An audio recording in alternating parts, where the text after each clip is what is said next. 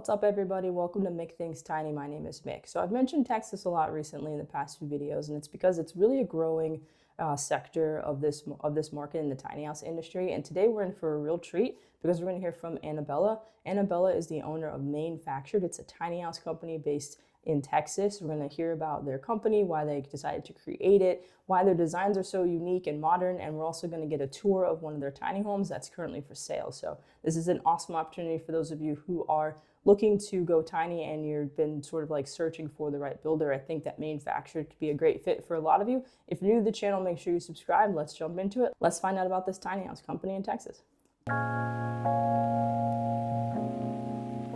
I am here today with Anabella. Anabella is the owner of Mainefactured, which is a tiny house company in Texas. Thank you so much for being on the channel. I'm excited for people to learn about you and just get excited about everything that you guys are doing. I love your tiny houses, like the designs personally. So if you don't mind just talking a little bit about what got you interested in tiny homes and starting the company. No, thank you so much for having me here.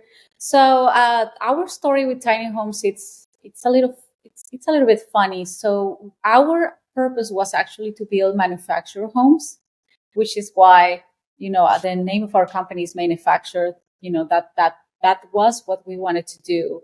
So some years ago, we started doing residential building, and we really wanted to get into the manufactured homes. So we bought some that were like in really bad shape, and we wanted to pretty much demolish them and build them back, just so we could see like how exactly they were built, all the parts about them.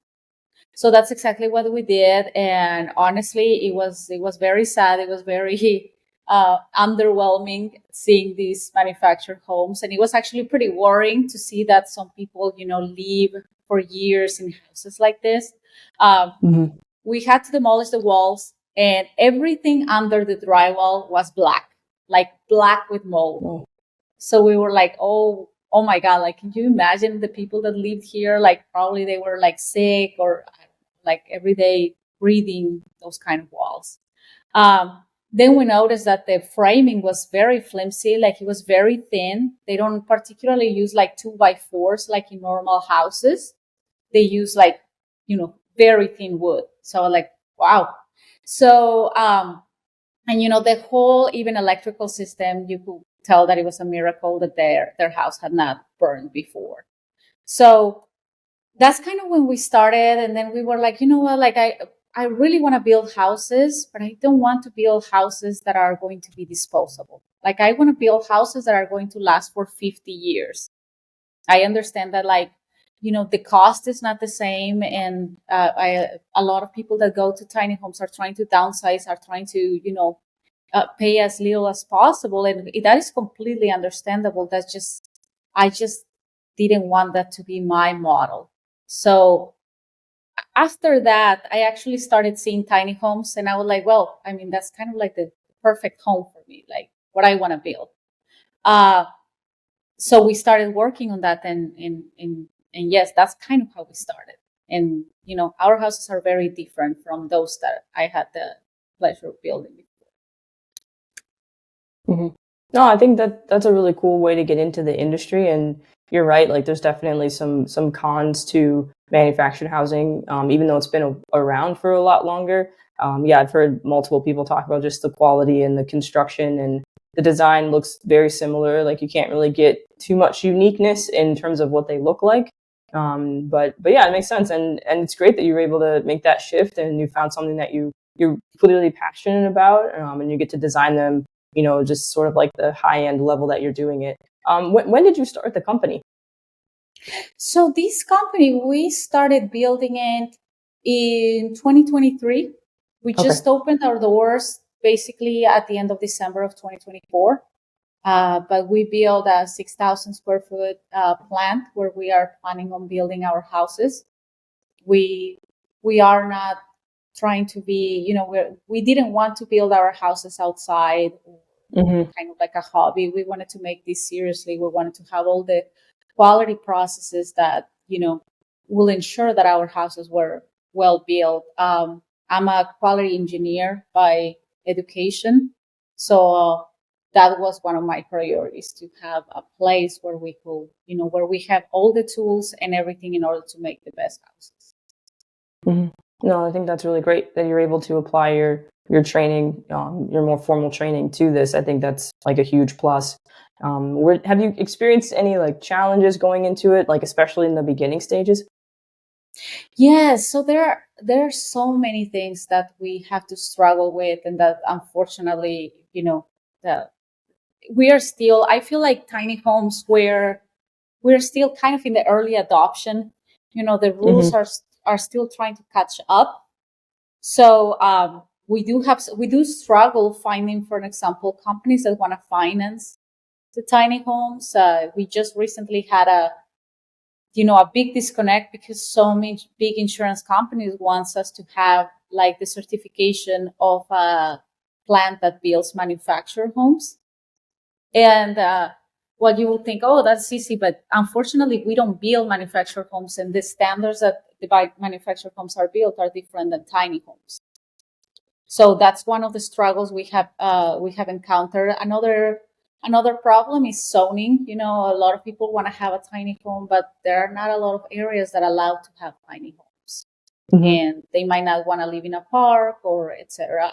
And also, that's even another problem that you know right now tiny homes are trying to be more modern, more like Instagram worthy, more Right. beautiful and all that stuff.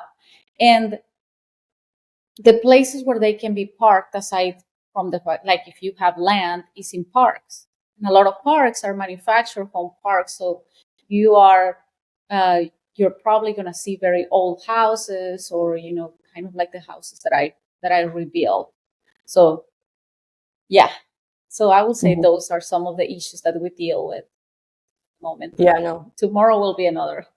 Yeah, no, that's fair. Those are actually the two biggest issues for anyone in the industry, whether you're like a builder or a buyer. It's financing and where you're going to put it. Those are like the biggest thing that sort of keeps people from buying tiny homes because they don't know how they're going to pay for it and they're not sure where they're going to put it, even if they do get it. So I think the more that we can come up with solutions around financing and more tiny house communities are developed that are specifically for tiny homes, the more people will see, feeling a little less nervous to actually buy the homes too. Exactly. And I think we're in the middle of something that is going to really inspire that shift. I really think Mhm. so. Because, for an example, I don't know if you know about this, but like Marriott, they're like a huge hospitality company. They just bought postcard cabins, which are basically tiny homes. Mhm. So even companies that are like only in the hospitality, the hotels, are also looking at tiny homes as as a solution for people that really don't want to go to hotels and just be there, locked up the whole weekend. So Mhm. yes. Yeah, I think things are definitely shifting in the right direction. It's just a matter of like time and just making sure you do your research to find the right builder and community, which is why it's so great to have you on the channel. I think it's great for people to get to meet the people behind the tiny house builds, and you're doing something really great in terms of creating tiny homes design wise that look less cookie cutter, so that if someone wants certain designs or like wood accents and different features, they can get that without sacrificing the quality, because sometimes they'll look nice on Instagram, but they're not actually that nice of houses. So the design and the quality makes a lot of sense. This matters a lot to people. Do you mind talking a little bit about the different types of models you offer and if you build custom tiny homes? Yeah, no, and but like going back to what you said about quality and about like making them beautiful, I think that making them beautiful is super important, because we all want to live in a beautiful home. Uh, but one of the things that is very important to me is what is underneath that beauty. Like our houses are all like, most of the things that are in our houses are handcrafted. We don't have anything that like it's just like uh bought out of the store, like cabinetry or anything like that. But even better than that, like our houses are metal framed, so that makes it very different from wood in the sense that it's lighter, lasts longer, and it's better for the environment. That's one of the Hmm. things. And then we, for example, a lot of people, to save costs, they use like plywood on the outside of the home before the siding. We don't do that. We use SIP system on all our homes. And even going further, we don't want to deal with mold. We definitely don't want our clients to deal with mold. So our houses, all of them are spray foam, closed cell spray foam, which makes a huge difference. Aside from, the traditional insulation, like the one that looks like cotton candy and, that is tend to get moldy if it's in contact with humidity. Mm-hmm. But now, going back to your questions, yes. So right now, we recently started. We have been talking to mostly people that want to start their own home community, their own tiny home community. So we are offering them, of course, we have the custom, the possibility of creating your custom design based on what you need and what you like. Yes. And right now we have two models. One that is a small model of 8 by 24, with one loft, and that is, I'm sure you're going to show videos of how it is, but it is all included in there. And then we are working on another design that is going to be a main master bedroom downstairs and a loft upstairs. And it's going to be very complete as well, 39 by 10. Okay. Yeah. Yeah, Cool. but no, No, we it's are great. excited about customs. We are excited about customs, like we want it to be creative and we can build it. That's awesome. Mm-hmm. Yeah, it depends on the person too. Not everyone wants a custom tiny home. Like you'll get a few people here and there that do. For the most part, if you're creating, high-end designs and like really, high quality models, especially if you have the option between a loft upstairs or a first floor bedroom, which a lot more people are gravitating towards the first floor bedrooms, then you've Yes. given people enough options to choose from. So I think that that's great that your models are different in the design, but also in the functionality piece too. And the layout, that's really important. No, for sure. I completely agree with you. And someone that doesn't really have an experience creating these homes, it can be really tricky, to create your custom home. Mm-hmm. No, yeah, of course. And I think right now where we're at, it seems like people are definitely moving towards getting tiny homes that are a little more like in terms of like the design, like having it be a little more high end and more modern. So I have a lot more people that come to me and they want like more sleek or like more bells and whistles in terms of the way that it looks. So I think that the designs that you have come up with definitely fit in line with sort of like where people are going. Because like you're saying, the Instagrammable piece is super important for people.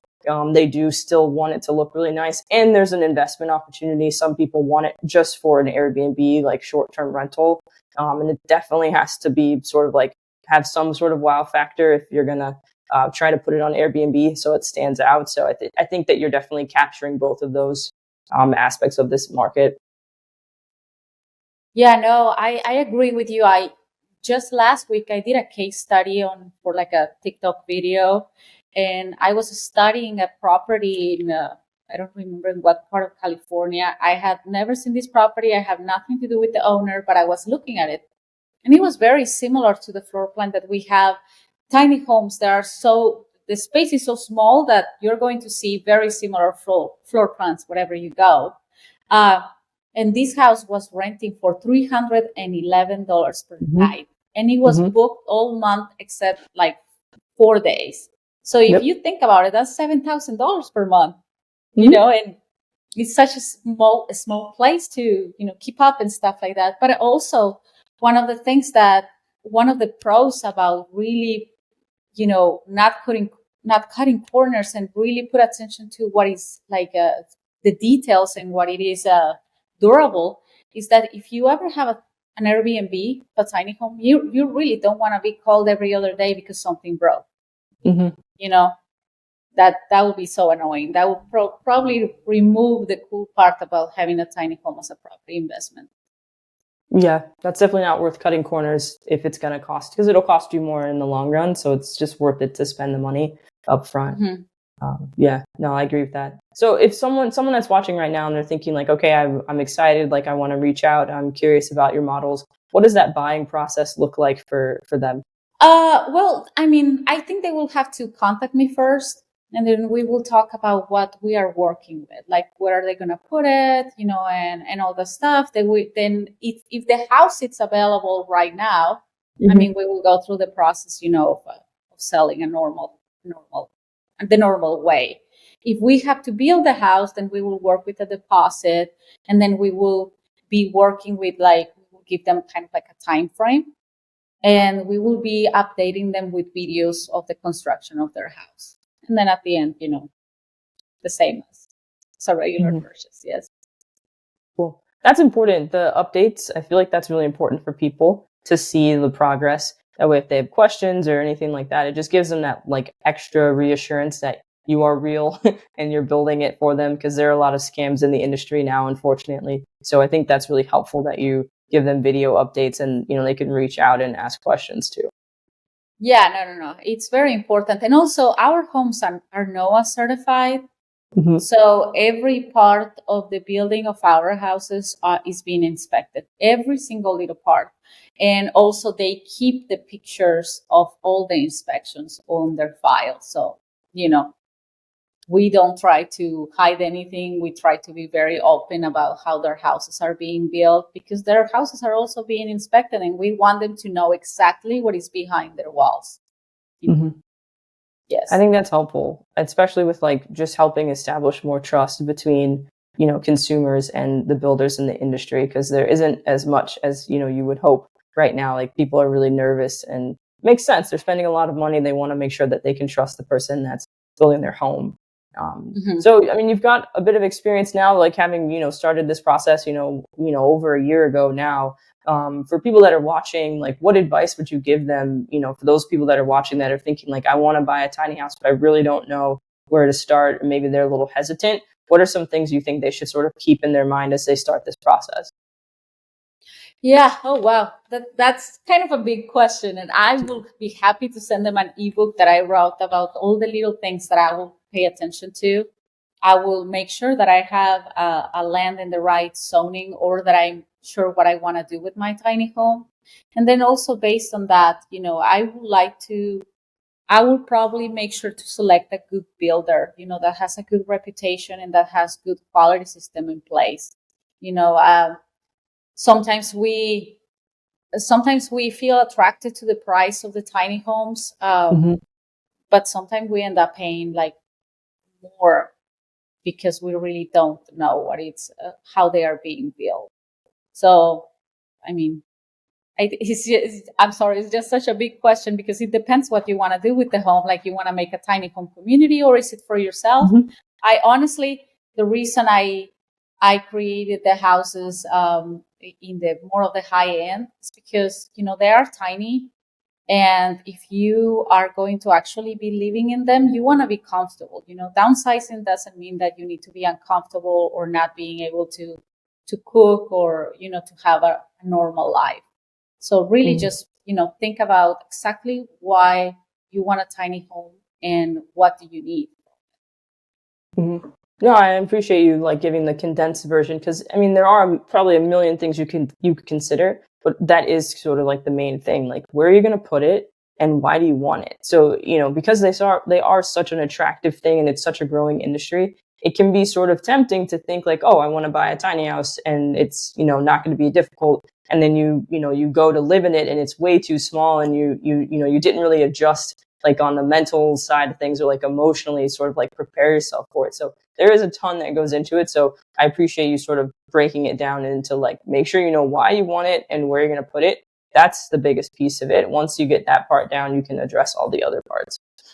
Of course, yes, and just read a lot, and reach out. You want to reach out to these companies that are building tiny homes, and asking all the questions that you have. If they don't Mm-hmm. have the time to answer to you, like, then maybe they are not your company. Because you are going to have so many questions about the build in general, because this is not a traditional residential building, so it's very different. So you need to be able to have a list of questions and ask them, and get answers for all of them.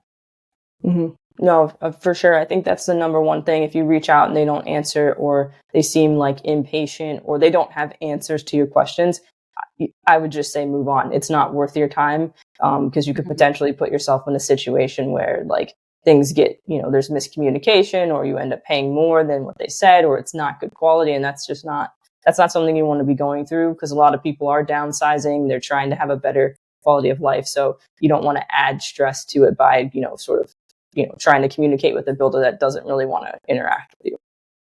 Yeah, no, for sure. And you're going to have to deal with questions about like warranties and stuff like that. So you wanna be like, you wanna partner with a company that is actually going to have like a close relationship with you as you transition into this part of your life. Mm-hmm. Yes. Yeah, of course. No, I agree. No. Well, thank you, Anabella. I appreciate you taking the time to chat with me. Like, I know that anyone that watches is going to get a lot out of this, and links to everything that you're doing will be in the video description. They'll get to see a tour of the tiny house after this interview, so they'll get to see all the hard work that you've put into everything that you're doing. So hopefully they reach out and ask questions and find their new home. But yeah, thank you so much. No, thank you so much for having me, and I'm very excited. And I am here. Any other questions? Like, you know where to find me. Thank you Yeah, so much. of course. Thanks. Bye.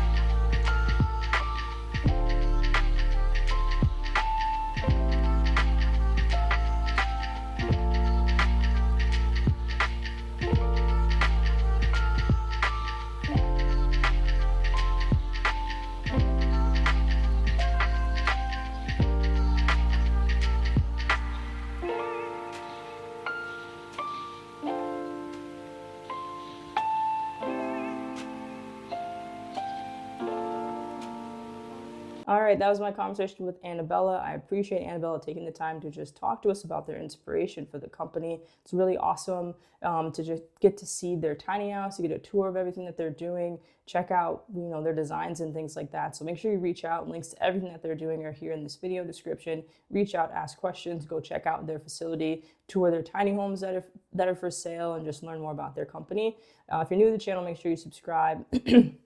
If you haven't seen my videos on Texas, you can check out my most recent one where I talk about Texas in terms of the tiny house laws, some communities that are worth noting. But yeah, I appreciate you guys so much for watching. Thank you so much again to Anabella for taking the time to chat with us. And don't forget to think tiny. I'll see you guys in the next one.